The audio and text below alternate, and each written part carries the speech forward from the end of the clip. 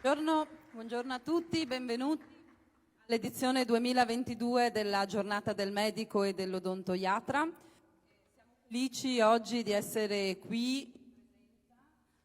Non so se si sente? Sì. Siamo tornati in presenza, abbiamo fatto già un'edizione estiva a giugno per recuperare le sessioni perse con la pandemia del 2020-2021. Oggi siamo qui tutti insieme per questa giornata che è dedicata a voi, che siete i medici iscritti, i medici e gli odontoiatri iscritti all'Albo di Venezia. Prima però di cominciare le celebrazioni vorrei presentarvi il quartetto musicale. So perché se mi... Grazie. Meglio? Meglio. Volevo presentarvi il nostro quartetto musicale che ci accompagnerà per tutta la giornata di oggi. Hanno eseguito musiche del barocco veneziano di Vivaldi e sono con noi Art Time Quartet. Un grande applauso per loro. Le coordina la professoressa Elena Borgo, che per oggi mi ha detto che non vuole parlare assolutamente, quindi parliamo con Alessandra. Alessandra, intanto se ci presenti le tue compagne. Sì, buongiorno a tutti. Vi presento il nostro quartetto. Ci chiamiamo Art Time Quartet, siamo un quartetto che nasce proprio qua a Venezia. Al violino abbiamo Sabina Baccoldina.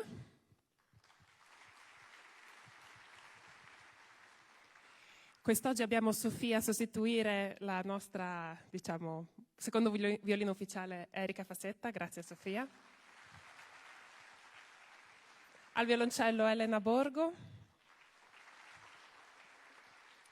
e io alla viola sono Alessandra Commisso. Alessandra, come nasce il vostro quartetto? So che voi avete anche partecipato a festival internazionali, avete un grande repertorio che spazia molto.